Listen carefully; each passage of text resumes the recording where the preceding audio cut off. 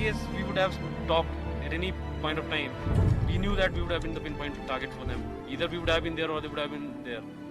We had already decided our success signal before advancing for the attack, and it was like Bravo company's success signal, Oye Aaya, which was passed to our CEO Colonel Joshi on the radio set.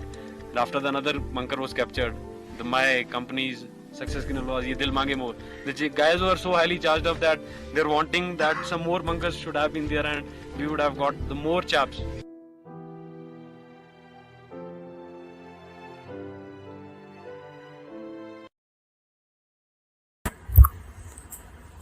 Captain Vikram Batra, जिनका जन्म 9 सितंबर 1974 को हिमाचल प्रदेश के एक छोटे से कस्बे पालमपुर में हुआ। ये अपने माता पिता की तीसरी संतान थे और अपने जुड़वा भाई विशाल से सिर्फ 14 मिनट ही बड़े थे।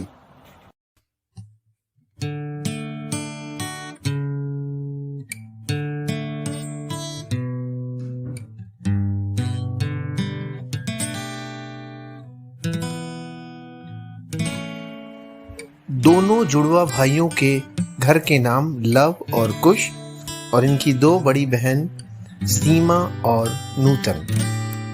इनके पिताजी का नाम श्री गिरधारी लाल बत्रा, जो कि एक गवर्नमेंट स्कूल में प्रिंसिपल, और इनकी माताजी श्रीमती कमल कांत बत्रा, जो कि एक स्कूल टीचर थी।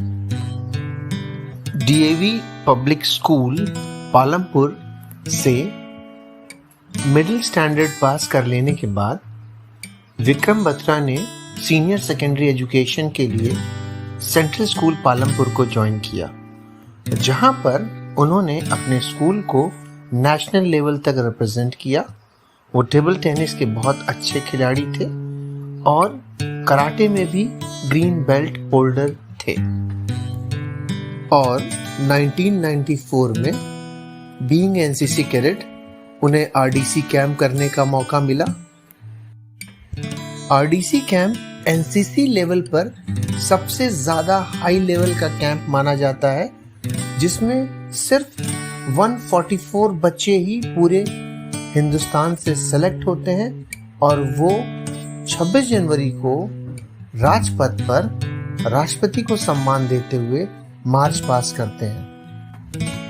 1995 में कैप्टन विक्रम बत्रा को मर्चेंट नेवी भी ज्वाइन करने का अवसर मिला, पर उसी दौरान उन्होंने अपने माइंड को चेंज किया।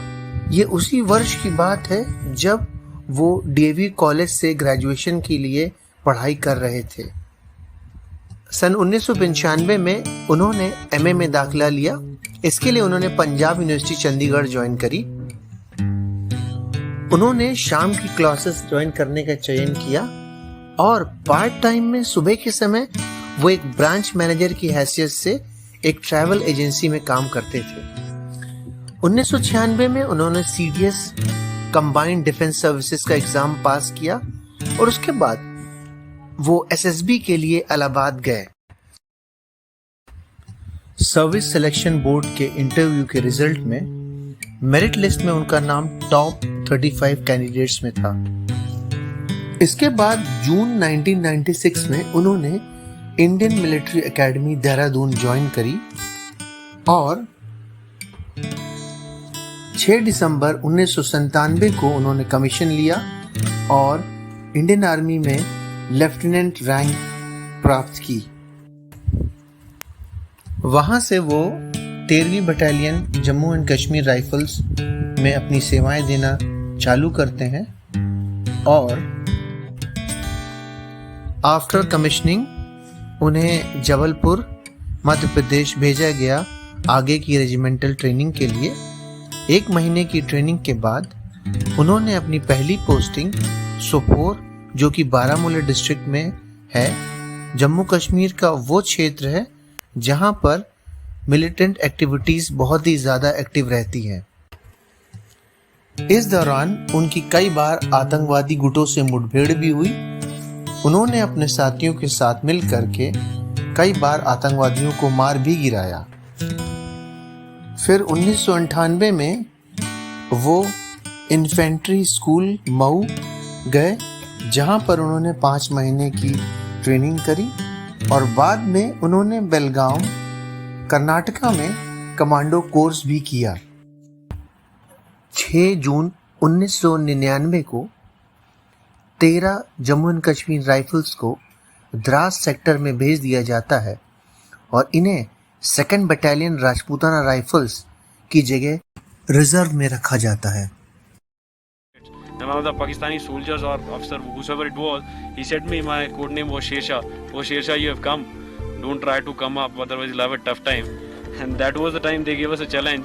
And my guys, they .5140 को कैप्चर करने का टास्क 13 जम्मू कश्मीर राइफल को मिला, जिसकी command lieutenant colonel Yogesh Kumar Joshi कर रहे थे और ये टास्क उन्हें 17 जून 1999 को मिला। 18 जून को लेफ्टिनेंट कर्नल योगेश कुमार जोशी जी ने अपनी सारी तैयारी कर ली। इस टास्क को पूरा करने के लिए उन्होंने ब्रावो कंपनी और डेल्टा कंपनी को चुना। ब्रावो कंपनी की कमान लेफ्टिनेंट संजीव सिंह जम्वाल के हाथ और डेल्टा कंपनी की कमान लेफ्टिनेंट विक्रम बत्रा के हाथ में थी। ब्रीफिंग के दौरान लेफ्टिनेंट जम्वाल ने अपना सक्सेस सिग्नल ओ ये बताया और लेफ्टिनेंट विक्रम बत्रा ने अपना सक्सेस सिग्नल ये दिल मांगे मोर। 19 जून रात 8:30 बजे दोनों कंपनियां अपने हमले की तैयारी कर लेती हैं और दोनों अलग अलग दिशाओं से ऊपर चढ़ना चालू करती हैं। एक टीम साउथ से और दूसरी ईस्ट से चढ़ती है। चढ़ाई सीधी है और करीब 17,000 फीट की है और नीचे कमांड से आर्टिलरी जब तक हमला करती रहेगी जब तक दोनों टीमें अपने अपने पॉइंट्स के लगभग 200 मीटर के करीब नहीं पहुंच जाते। ऐसा करने के बाद जब आर्टिलरी ने अपनी गोलाबारी रोकी तो पाकिस्तानियों ने अपनी तरफ से गोलाबारी चालू कर दी। ऐसा होने पर दोनों कमांडर्स ने नीचे सिग्नल भेजा और आर्टिलरी को फिर से अपनी गोलाबारी कंटिन्यू करने के लिए कहा ताकि ये दुश्मन के और करीब पहुंच सके। और जब वो 100 मीटर के करीब पहुंच गए तो उन्होंने सिग्नल करके दोबारा से आर्टिलरी को बमबारी करने से रोका। ठीक 3:15 पर ब्रावो और डेल्टा दोनों कंपनियां दुश्मन के पोस्ट के एकदम करीब पहुंच जाती हैं। 3:30 बजे ब्रावो कंपनी दुश्मन की पोस्ट पर कब्जा कर लेती है और 3:35 पर रेडियो द्वारा कमांड पोस्ट पर वो सिग्नल भेज देते हैं और वही सिग्नल जो लेफ्टिनेंट जम्वाल ने ब्रीफिंग के दौरान कहा था ओ ये द्वारा बताते हैं कि हमने पोस्ट पर कब्जा कर लिया है। लेफ्टिनेंट बत्रा अपनी 5 लोगों की टीम के साथ ईस्ट से हमला करते हैं और दुश्मन के करीब पहुंचकर उनके बंकर्स पर 3 रॉकेट दागते हैं। इसके बाद उधर से जवाबी कार्रवाई जब चालू होती है तो उन्होंने 2 ग्रेनेड और फेंके मशीन गन पोस्ट पर और उसके बाद वो दुश्मन की पोस्ट में घुस जाते हैं और वहाँ पर 3 पाकिस्तानियों को मार गिराते हैं और ये लड़ाई वो अपनी हाथ पैर से करते हैं। लेफ्टिनेंट बत्रा और उनकी टीम ने मिल करके कुल 8 पाकिस्तानियों को मार गिराया और उस पॉइंट से उन्होंने एक बहुत heavy anti aircraft machine gun recover करी, साथ ही साथ बहुत सारा एमिनेशन भी प्राप्त किया। ठीक 4:35 पर लेफ्टिनेंट बत्रा अपनी कमांड पोस्ट पर अपना सक्सेस सिग्नल पोस्ट करते हैं जो उन्होंने ब्रीफिंग के दौरान बताया था ये दिल मांगे मोर।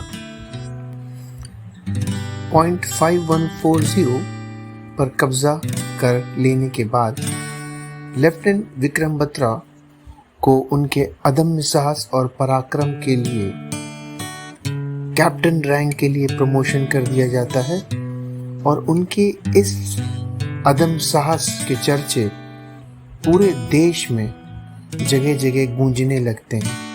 हर तरफ टेलीविजन और रेडियो के माध्यम से उनकी विजय गाथा सुनाई जाती है।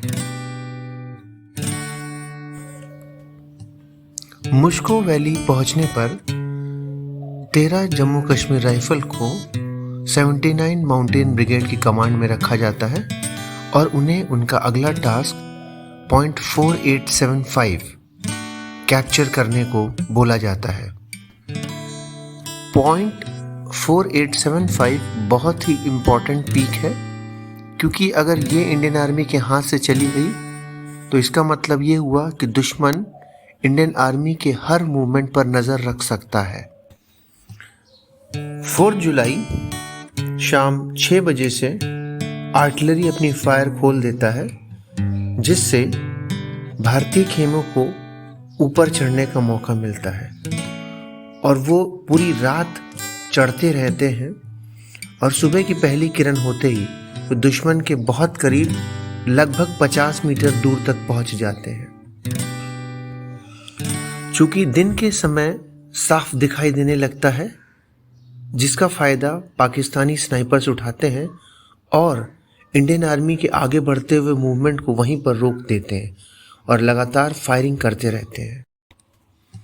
दोनों ही कंपनियां .4875 को कैप्चर तो कर लेती हैं, परंतु उसके नज़दीक नॉर्थ पॉइंट से पाकिस्तानी दोबारा फायरिंग खोल देते हैं और इसके बाद दोनों कंपनियों पर भारी गोलाबारी करके उन्हें भारी नुकसान पहुंचाया जाता है।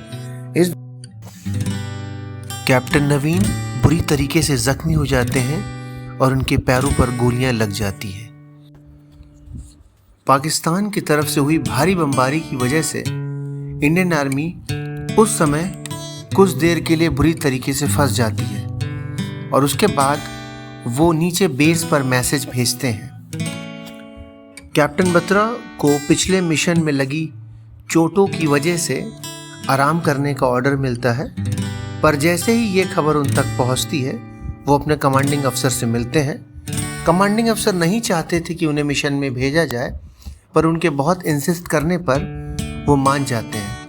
कैप्टन बत्रा अपने 25 जवानों के साथ डेल्टा कंपनी को लेकर रात के अंधेरे में मूवमेंट शुरू करते हैं। शेरशाह के आने की खबर सुनकर इंडियन आर्मी के खेमे में खुशी की लहर दौड़ उठती है। 6 और 7 जुलाई को कैप्टन बत्रा अपनी टीम के साथ पाकिस्तानी बंकरों के एकदम करीब पहुंच जाते हैं, इतने करीब कि वो लोग आपस में एक दूसरे से बात भी कर सकते थे। जख्मी कैप्टन नवीन को वो बचाते हैं और उनको अपने कंधे पे लाद करके सुरक्षित स्थान पर पहुंचाते हैं। इस दौरान उनके साथ सूबेदार रघुनाथ सिंह भी थे। इसी बीच बत्रा रियलाइज करते हैं कि उनके एक और सोल्जर को गोली लगी है और उसको वो बचाने के लिए आगे बढ़ते हैं। कैप्टन बत्रा अपनी जान की परवाह न करते हुए दुश्मन की गोलियों के ठीक सामने आ जाते हैं और वो अपने साथियों की तो जान बचा लेते हैं, पर इस दौरान दुश्मन की एक गोली उनके सीने और उनके सर पर लग जाती है। लगातार कई गोलियां लग जाने के बावजूद भी वो 5 और पाकिस्तानियों को मार गिराते हैं। मरणों उपरांत कैप्टन विक्रम बत्रा को उनके इस पराक्रम और शौर्य के लिए परमवीर चक्र से नवाजा जाता है और 15 अगस्त 1999 को 52वीं स्वतंत्रता दिवस समारोह पर राष्ट्रपति KR नारायणन द्वारा ये सम्मान उनके पिताजी के सुपुर्द किया जाता है। जय हिंद, जय भारत।